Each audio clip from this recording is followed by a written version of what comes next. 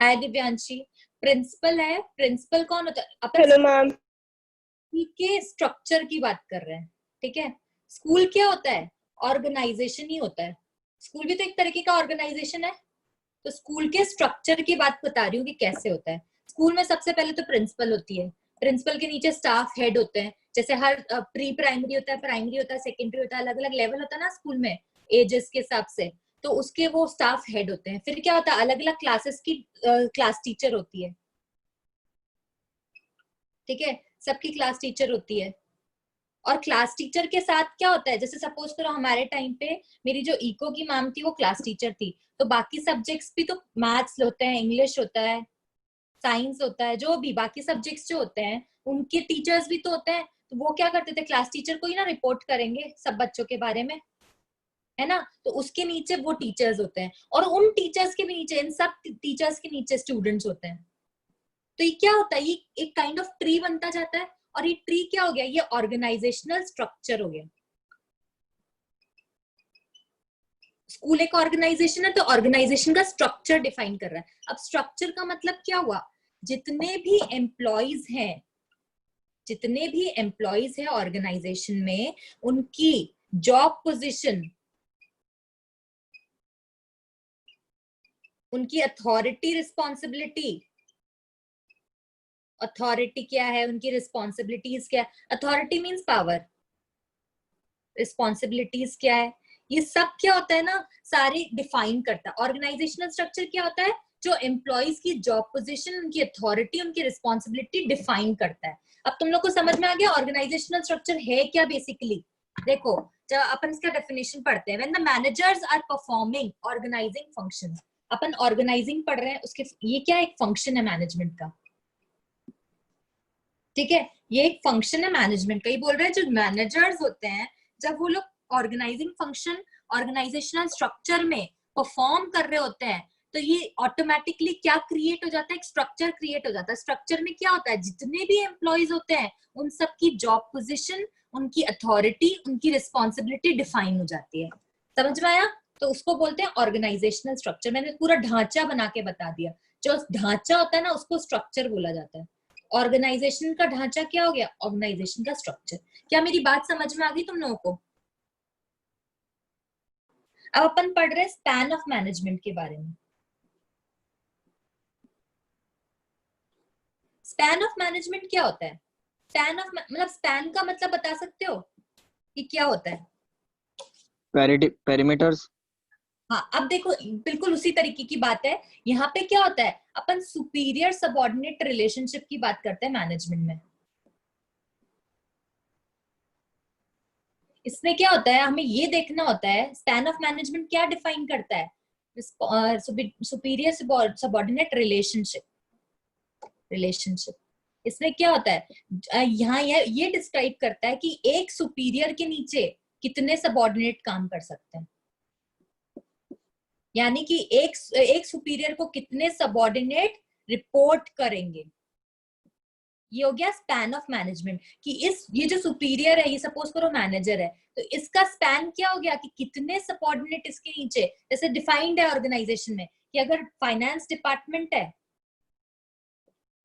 तो जो finance department का मैनेजर है उसके नीचे 10 लोगों से ज्यादा काम नहीं करेंगे, 10 एम्प्लॉइज से ज्यादा नहीं होंगे। तो इसके लिए स्पैन ऑफ मैनेजमेंट क्या हो गया कि 10 एम्प्लॉइज कौन हो गए, सबऑर्डिनेट हो गए, और ये सुपीरियर हो गया। यानी कि इस सुपीरियर के नीचे 10 सबऑर्डिनेट्स इसको रिपोर्ट करेंगे। इन 10 सबऑर्डिनेट्स का ये बॉस है, ये लोग सीधा इसको रिपोर्ट करेंगे। क्या ये बात क्लियर हो गई?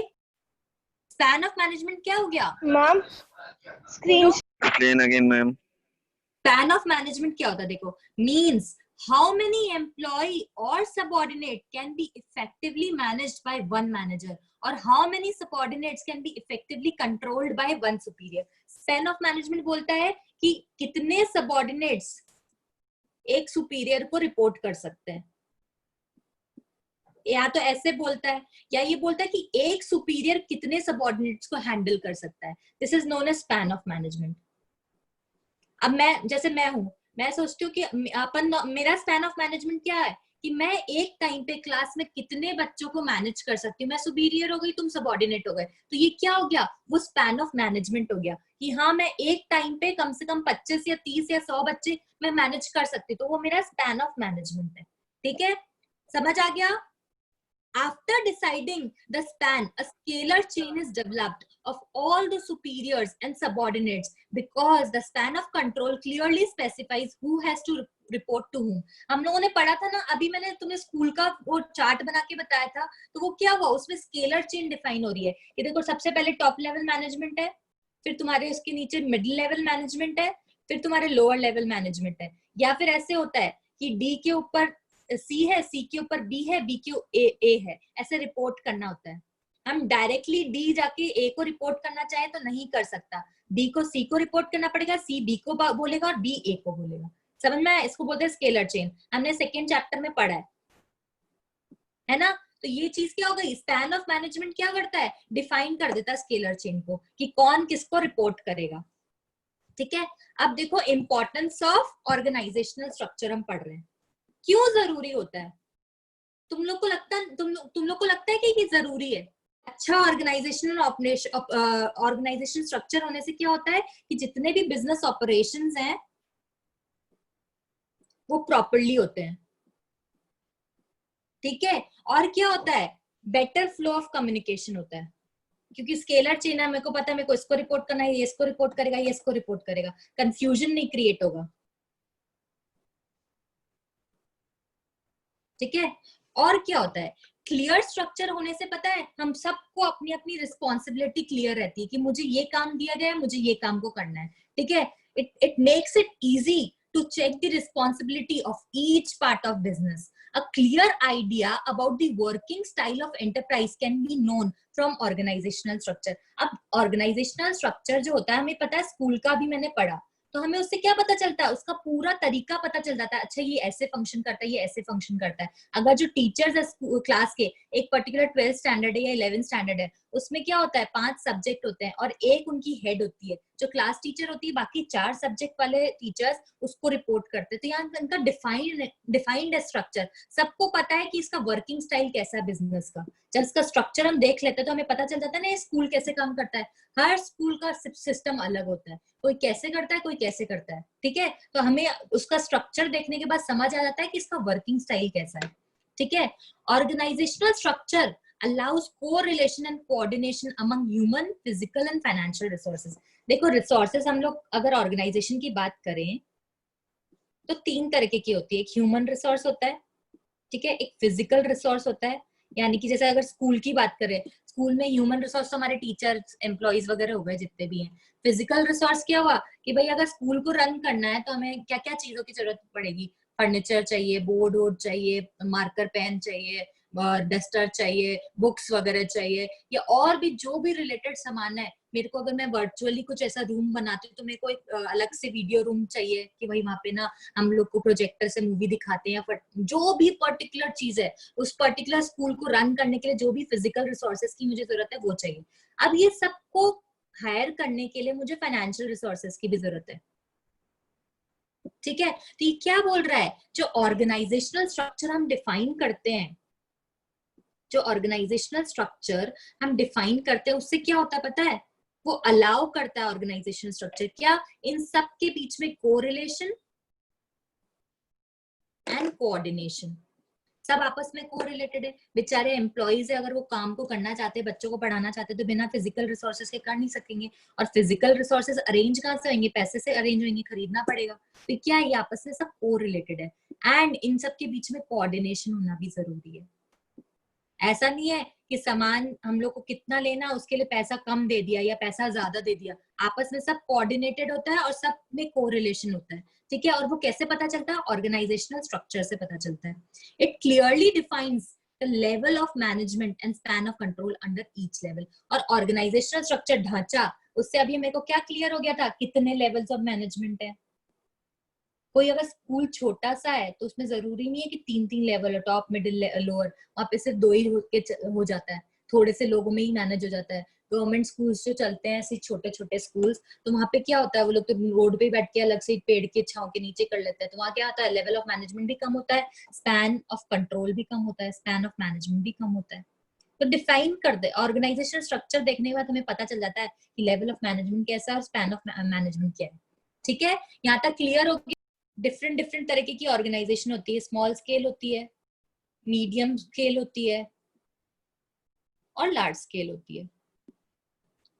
अब स्मॉल स्केल ऑर्गेनाइजेशन है, अगर कोई प्रोप्राइटरशिप ही है, छोटी सी अगर मेडिकल शॉप ही है, तो वहां पे कौन कितने लोगों को किसको रिपोर्ट करना पड़ेगा? एक बेचारा सोल प्रोप्राइटर है, मालिक बैठा है, कैश संभाल रहा है, और उसने एक दो स्टाफ लगा रखे हैं जो बेचारा ना मेडिसिन कोई आता है लेने के लिए तो उसको चिट पे लिख के दे देता है, पर्ची पे, और उसको ढूंढ के वो मेडिसिन निकाल के दे देता है। तो वहां क्या है, स्मॉल स्केल है, तो अपने को पता चल गया उसका ढांचा दिख ही रहा है कैसा है, उसका ऑर्गेनाइजेशनल स्ट्रक्चर कैसा है वो दिख ही रहा है।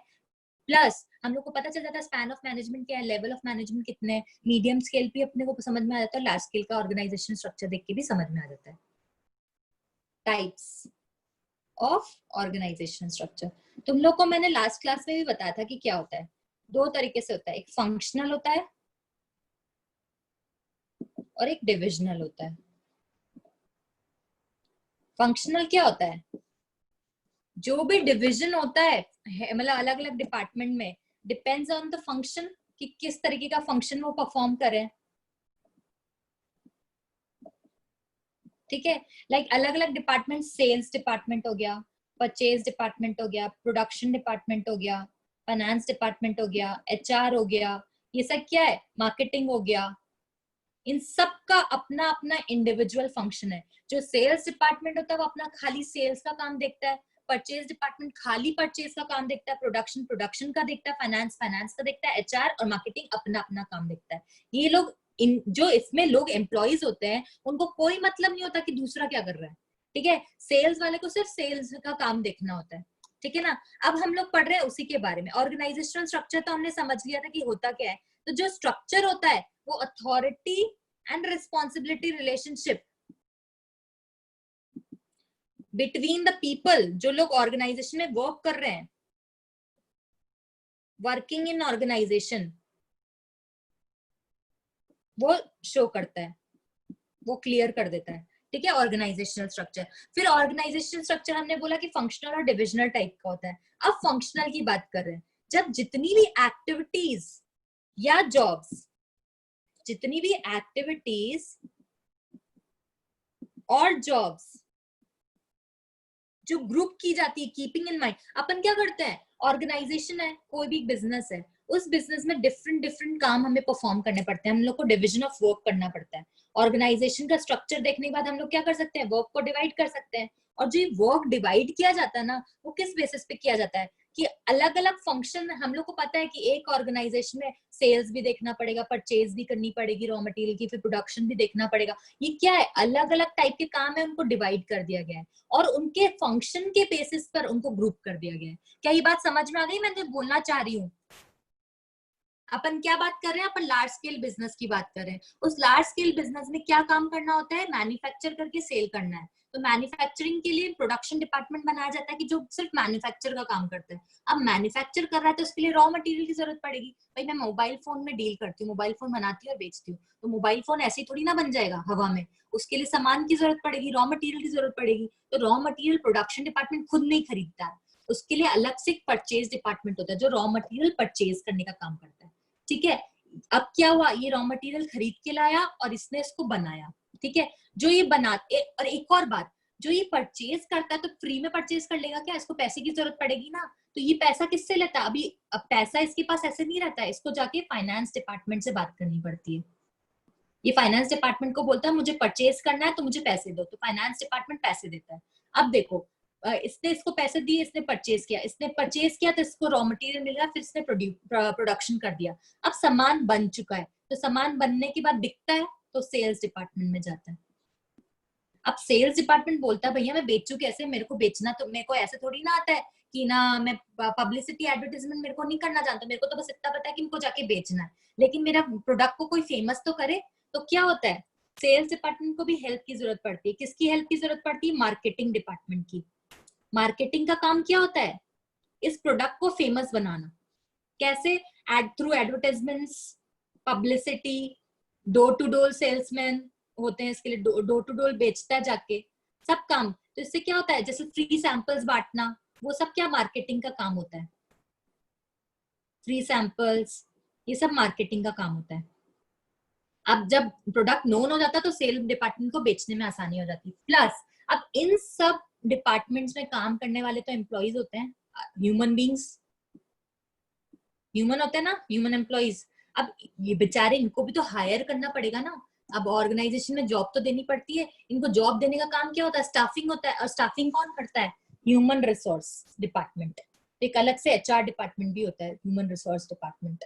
इसका काम क्या होता है? हायर करना, रिक्रूट करना, फिर हायर करना एम्प्लॉइज को। तो सब डिपार्टमेंट्स बड़ी ऑर्गेनाइजेशन में उसके फंक्शन के हिसाब से, सबका अपना सेपरेट फंक्शन हो गया, उनके फंक्शन के हिसाब से ये डिपार्टमेंट्स हमने डिवाइड कर दिए। तो इसको क्या बोलेंगे? Functional departmentalisation.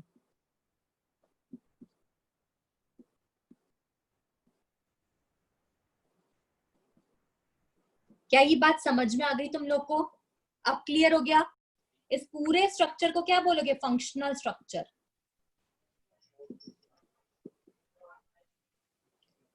ठीक है। अब देखो क्या होता है। अब सपोज करो मैं बात करती हूँ प्रोडक्शन डिपार्टमेंट की।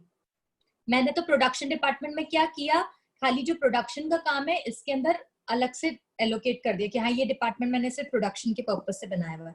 लेकिन प्रोडक्शन डिपार्टमेंट भी होता है ना, ये भी फर्दर क्लासिफाई हो सकता है। इसके अंदर खाली बनाना ऐसे आसान काम थोड़ी है, उस प्रोडक्शन करने के अंदर भी बहुत सारे काम होते हैं। जैसे कि एक स्टोर डिपार्टमेंट बना के रखती हूँ मैं, एक क्वालिटी कंट्रोल डिपार्टमेंट भी बनाना पड़ता है मेरे को, और जो प्रोड्यूस कर दिया उसको असेंबल करके भी रखना पड़ता है, असेंबलिंग डिपार्टमेंट भी बनाना पड़ता है। ठीक है, एक्सेट्रा।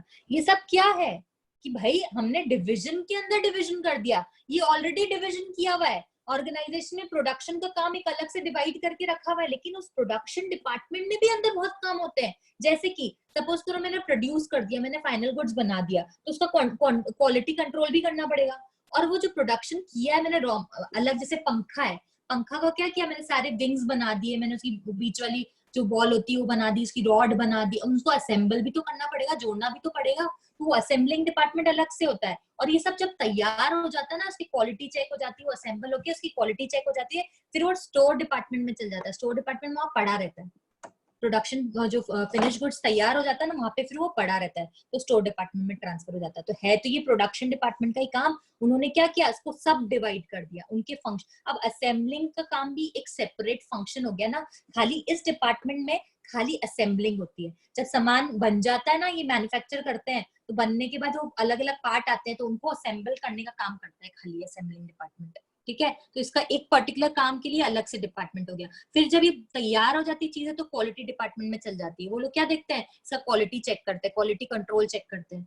फिर क्या होता है, जब सब कुछ होने के बाद सारे सामान एक स्टोर रूम में चल जाता है, वहां पे जो आदमी बैठा रहता है वो स्टोर कीपर होता है, उसको वहां का सामान देखना पड़ता है, काम देखना पड़ता है। तो सारे डिपार्टमेंट अपने अपने कामों के हिसाब से डिवाइड कर दिए गए हैं। हम लोग एडवांटेज पढ़ रहे हैं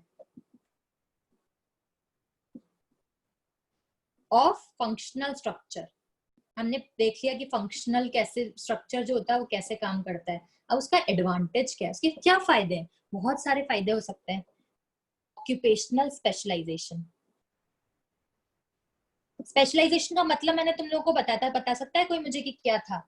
जितने भी डिपार्टमेंट्स होते हैं अलग अलग अपने अपने काम के हिसाब से डिवाइड, उनके फंक्शन के हिसाब से वो डिवाइड हो जाते हैं। अब सेल्स डिपार्टमेंट होता है, तुम्हारा परचेज डिपार्टमेंट होता है। अब इन लोगों को क्या काम होता है?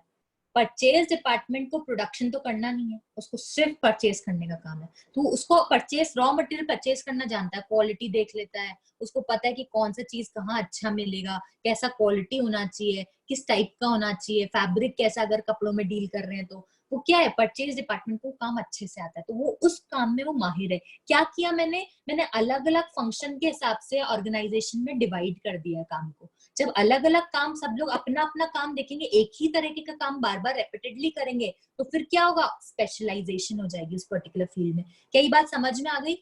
फिर सेकेंड पॉइंट क्या होगा, कंट्रोल को प्रमोट करेगा। और क्या होगा, कोऑर्डिनेशन हो सकेगा डिपार्टमेंट में। कैसे होएगा देखो,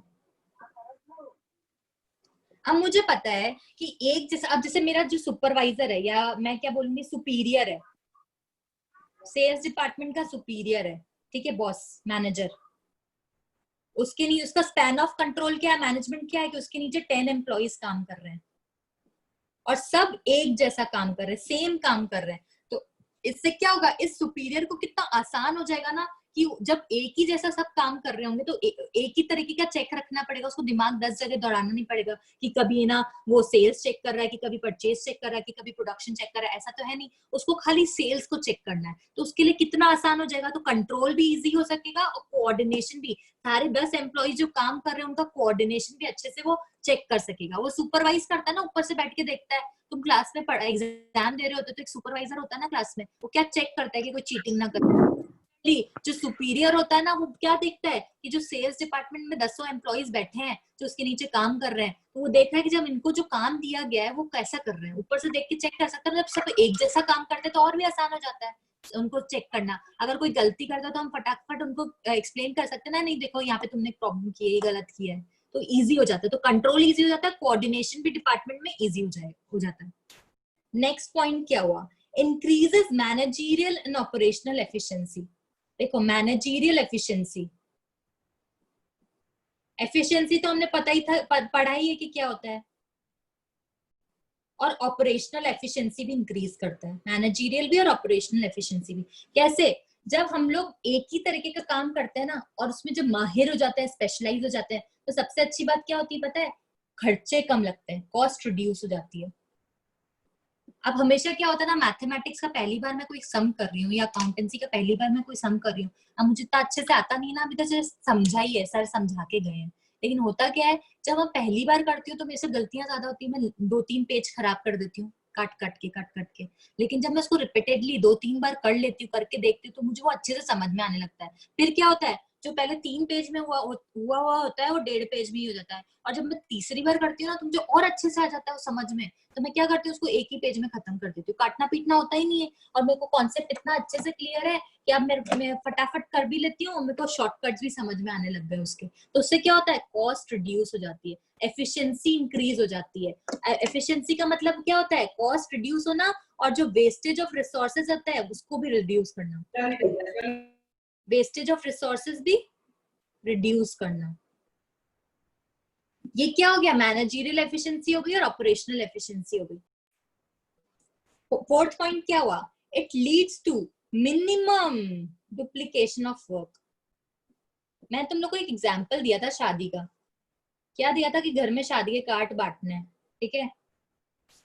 अब शादी के कार्ड बांटने हैं तो अब मुझे पता है कि 2 ही जन है शादी के कार्ड बांटने वाले, और इसको ये वाला एरिया दे रखा है, इसको ये वाला एरिया दे रखा है। तो बी जो है उसको पता है कि मुझे सिर्फ इसी एरिया में बांटने, तो वो ए का काम थोड़ी ना करने लग जाएगा, वो तो अपना ही काम देखेगा ना, और ए अपना एरिया देखेगा। तो इससे क्या होगा, डुप्लीकेशन ऑफ वर्क नहीं होगा। और मुझे ए को भी पता है कि उसने किस किस को कार्ड दे दिए, तो दोबारा थोड़ी ना देने जाएगा उनको, ठीक है। स्पेशलाइजेशन है कैसे, यहाँ पे क्या होता है कि जब डिपार्टमेंट अपने फंक्शंस के हिसाब से डिवाइड कर दिए जाते हैं कि सेल्स वाला सिर्फ सेल्स का काम देखेगा, परचेज वाला सिर्फ परचेज का काम देखेगा, तो ऑब्वियसली बात है डुप्लीकेशन ऑफ वर्क नहीं होगा ना। एक आदमी को एक ही काम करना है, वो दूसरे का काम ओवरलैप करेगा नहीं, उससे क्या होगा, डुप्लीकेशन ऑफ वर्क मिनिमाइज हो जाएगा।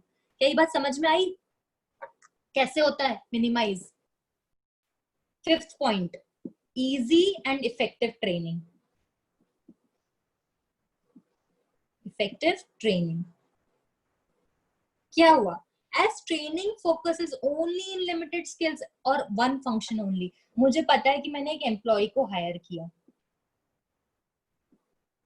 ठीक है। अब बिजनेस में अगर उसको मैंने हायर किया और उसका जॉब वर्क का डिस्क्रिप्शन दे दिया, वर्क या जॉब का उसको डिस्क्रिप्शन दे दिया कि भाई तुझे ना सिर्फ मार्केटिंग का काम देखना है, इसको मार्केटिंग का काम देखने के लिए मार्केटिंग डिपार्टमेंट में इसको जॉब पे लगा दिया है। अब मेरा काम क्या है, सिर्फ इसको मार्केटिंग सिखाना। जब इसको ट्रेनिंग दूंगी तो ऑब्वियसली इसका जो जॉब डिस्क्रिप्शन है, जिसको काम जिस काम पे रखाया गया वही सिखाऊंगी ना, तो मुझे सिर्फ इसको मार्केटिंग सिखानी है, इसको बाकी डिपार्टमेंट से मतलब नहीं है, इसको सिर्फ एक काम सीखना है। तो वो क्या होगा, मेरे लिए ईजी हो जाएगा। एक ही काम एक आदमी को सिखाना ज्यादा टफ थोड़ी होता है, बजाय उसके कि पूरे ऑर्गेनाइजेशन में सब काम कैसे होते हैं सारे ही सिखाने बैठ जाओ, वो भी कंफ्यूज हो जाएगा, मैं भी थक जाऊंगी एक आदमी को सब सिखाते सिखाते, ठीक है।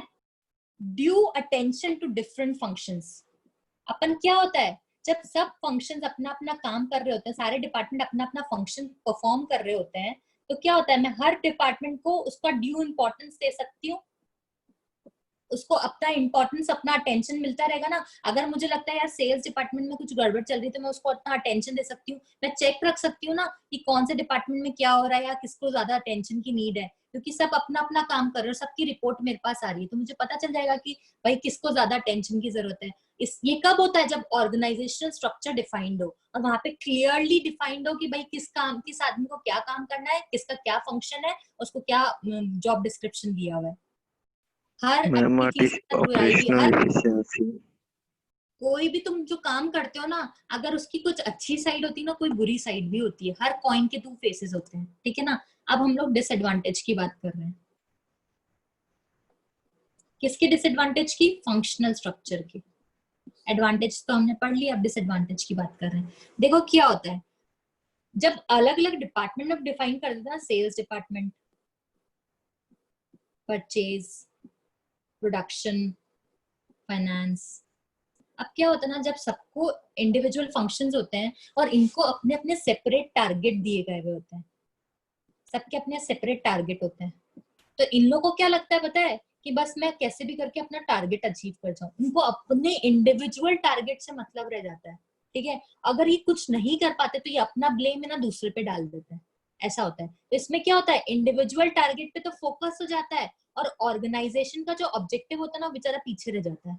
जबकि होना क्या चाहिए कि ऑर्गेनाइजेशनल ऑब्जेक्टिव्स जो होते हैं उनको अचीव करने के लिए हम लोग को ना सारे काम करने, जो ये इंडिविजुअल टारगेट्स इनके बने हुए ना, इनको तो साइड कर देना और ऑर्गेनाइजेशन के जो ऑब्जेक्टिव होते हैं ना उन पे मेन फोकस करना, साइड नहीं कर देना है, इनको इसके साथ मिला के करना है कि भाई मेरा जो भी काम हो वो अल्टीमेटली ऑब्जेक्टिव्स को अचीव करने के लिए होना चाहिए, ऐसा ही होना चाहिए ना। लेकिन इन लोग तो बस अपने टारगेट को पूरा करने में लग जाते हैं। कैसे, जो सेल्स डिपार्टमेंट होता है उसको लगता है कि कैसे भी करके ना मैं अपनी सेल्स को मैक्सिमाइज कर दूं, बस इसको तो अपनी सेल्स मैक्सिमाइज करने में लगा रहता है। तो ये क्या सोचता है कि अगर मेरे को सेल्स मैक्सिमाइज करनी है ना, तो क्या करते हैं ना, डिस्काउंट्स दे देते हैं, क्योंकि इसको तो कैसे भी करके सामान बेचना है, बेचने से मतलब है। और अगर डिस्काउंट सेल लगा देगा ये, तो उससे क्या होगा, सामान बहुत जल्दी जल्दी बिक जाएगा, सारा सामान खाली हो जाएगा। लेकिन फाइनेंस डिपार्टमेंट वाला क्वेश्चन राइज कर देता है, क्या क्वेश्चन बोलता है, अरे भाई तुम तो ना डिस्काउंट दे दोगे लेकिन कंपनी की रेवेन्यू पर इफेक्ट पड़ जाएगा,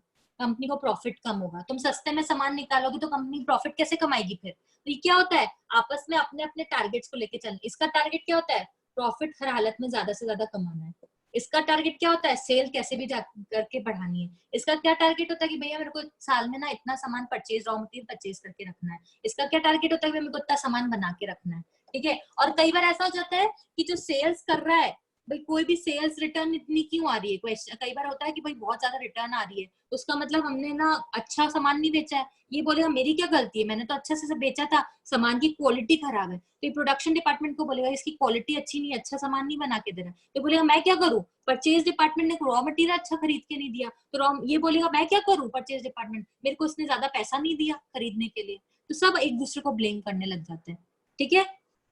तो ये एक बहुत मेजर डिसएडवांटेज है। इसमें क्या लिखा हुआ है, places less important to overall objective of organisation, जो मैंने तुमको बताया। फिर प्रॉब्लम ऑफ कोऑर्डिनेशन आ जाती है। कोऑर्डिनेशन क्यों, कि हर डिपार्टमेंट जो होता है ना वो स्पेशलाइज होता है अपने फंक्शन में, so they fail to understand the priority of other department. उसको लगता है जो मैं हूं ना वो मैं बॉस हूँ, सबसे अच्छा काम मेरा है, दूसरे के काम से मुझे कोई मतलब ही नहीं, कोई लेना देना ही नहीं है। तो ये क्या होता है, वो दूसरे के काम को समझ नहीं पाता, उनकी फीलिंग्स अंडरस्टैंड नहीं कर पाता, उनका रोल, उनकी प्रायोरिटी को नहीं देख पाता, उसको सिर्फ अपने आप से मतलब होता है। तो ये भी एक बहुत बड़ा डिसएडवांटेज है।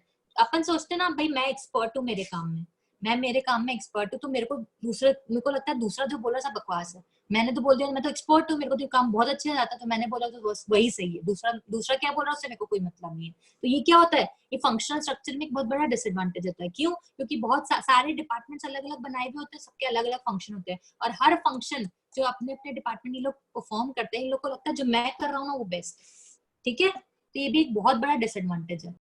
अब देखो क्या है, तीसरा पॉइंट है इनफ्लेक्सिबिलिटी। इनफ्लेक्सिबिलिटी क्या होता है, फ्लेक्सिबिलिटी क्या होता है, इनफ्लेक्सिबिलिटी क्या होता है। फ्लेक्सिबिलिटी होता है कि हम मोल्ड हो जाते हैं सिचुएशन के हिसाब से, जैसा सिचुएशन वैसे उस हिसाब से अपन अपना शेप चेंज कर देते हैं। इनफ्लेक्सिबिलिटी होता है रिजिड होना, कि नहीं मैं तो चेंज होने के लिए तैयार ही नहीं हूँ। फंक्शनल स्ट्रक्चर में क्या होता है, employees develop narrow perspective as they get training in one area only, और एक ही स्किल उनको सिखाई जाती है। अब क्या होता है ना, मैंने क्या किया था, मैंने मार्केटिंग के लिए बंदे को हायर किया था, एक एम्प्लॉय को हायर किया था, मैंने उसको ट्रेनिंग भी सिर्फ मार्केटिंग से रिलेटेड दी थी, है ना। अब जब इसको ट्रेनिंग सिर्फ मार्केटिंग से रिलेटेड मिली हुई है, अब इसको और कुछ काम तो आता नहीं है, तो अगर मैं चाहूँ ना कि इसको मैं सेल्स में ट्रांसफर कर दूं, कि मैं परचेज में ट्रांसफर कर दूं, कि मैं प्रोडक्शन में ट्रांसफर कर दूं, तो मैं नहीं कर सकती, क्योंकि इसको और कोई काम ही नहीं आता। ये रेस्ट्रिक्शन हो गया, इनफ्लेक्सिबल हो गया ये, क्योंकि मैंने उसको सिर्फ एक ही काम सिखाया। जब एक ही काम सिखाया तो सिर्फ ये एक ही काम कर सकता है, ये दूसरे काम को कर ही नहीं पाएगा, और हम लोग वहां पे बिठा भी देंगे ना तो रिजल्ट्स पुअर मिलेंगे फिर इसके। तो ये क्या हो गया, एक बहुत बड़ा डिसएडवांटेज हो गया, ये इनफ्लेक्सिबल हो गया ये बंदा, क्योंकि इसको और कोई काम ही नहीं आता, ये और कोई काम कर ही नहीं सकता। ठीक है।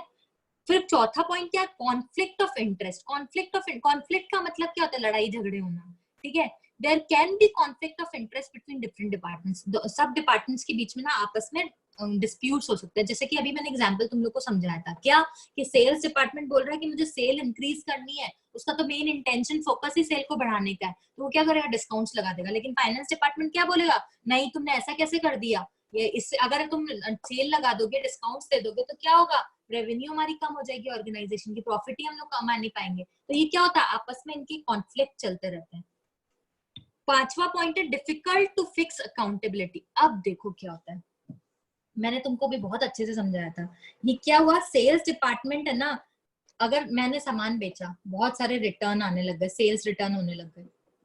अब सेल्स रिटर्न हो रहे हैं तो मैं तो सेल डिपार्टमेंट को जाके कंपनी बोलेगी ना कि भाई ये इतना सामान वापस से क्यों आ रहा है, तो कंपनी ये तो बोल देगा सीधा सीधा, सर इसकी क्वालिटी खराब है अपने सामान की जो मैं बेच रहा हूँ। तो क्वालिटी खराब है तो ऑब्वियसली बात है प्रोडक्शन डिपार्टमेंट को बोलेंगे कि भाई प्रोडक्शन डिपार्टमेंट के पास जाएगा, तुम सामान को इतना लो क्वालिटी क्यों बना रहे हो। सर मैं क्या कर सकता हूँ, जो रॉ मटेरियल मुझे परचेज करके दिया गया है, परचेज डिपार्टमेंट के पास जाएंगे, फिर जो रॉ मटेरियल मुझे परचेज करके दिया गया है वो हल्की क्वालिटी का है, तो परचेज डिपार्टमेंट सीधा सीधा बोल देगा, सर मैं क्या करूँ, मेरे पास तो जितना फाइनेंस अवेलेबल था मुझे पैसा मिला ही नहीं है खरीदने के लिए, इतना लो अमाउंट मुझे देगा तो मैं कहाँ से परचेज कर लूंगा, तो मुझे तो मेरा हिसाब मेंटेन करना पड़ेगा ना, मेरे को मेरे टारगेट भी तो देखने पड़ेंगे। आपने तो बोल दिया इतने यूनिट खरीदो, तो मैं खरीदू कहाँ से, पैसे तो कम लिए, तो जितना उसमें जो अमाउंट का जिस क्वालिटी का मेरे को मिला मैंने खरीद लिया, क्योंकि मेरे को मेरा टारगेट भी पूरा करना था। तो सब क्या होता है, एक दूसरे को ब्लेम करने लग जाते हैं। यहाँ पे क्या होता है, अकाउंटेबिलिटी फिक्स करना ना बहुत डिफिकल्ट हो जाता है। मेरे को पता नहीं मैं किसको अकाउंटेबल ठहराऊं। अकाउंटेबल मतलब रिस्पॉन्सिबल, अकाउंटेबल, मैंने किसी को काम दिया तो उस काम की रिस्पॉन्सिबिलिटी उस पर्टिकुलर पर्सन की होती है। ठीक है, अगर ये पर्टिकुलर बंदा, मैंने ए ने बी को काम दिया, ठीक है, बी उस काम के लिए रिस्पॉन्सिबल है, अब मुझे कोई फर्क नहीं पड़ता कि बी ने सी से कराया हो भले वो काम, ये इसकी जिम्मेदारी थी वो काम को करके देना। अब ये कैसे करा रहा है इससे ए को कोई मतलब नहीं, ए को सिर्फ रिजल्ट्स चाहिए। अब देखो यहाँ ऑर्गेनाइजेशन ए हो गई, लेकिन यहाँ बी कितने सारे हो गए। अब ऑर्गेनाइजेशन तो परेशान होगी ना, वो किसको रिस्पॉन्सिबिलिटी ठहराएगी कि सेल्स रिटर्न क्यों आ रहा है, सब आपस में एक दूसरे को बोल देंगे। ऑब्वियसली बात बोल भी सकते हैं, ठीक है ना, लेकिन एक्चुअल में कल्प्रिट कौन है पता ही नहीं चलेगा, किसने गलती की वो पता ही नहीं चलेगा स्ट्रक्चर में। ये भी क्या है, एक बहुत बड़ा ड्रॉबैक है, डिसएडवांटेज। समझ में आ गया तुम लोगों को?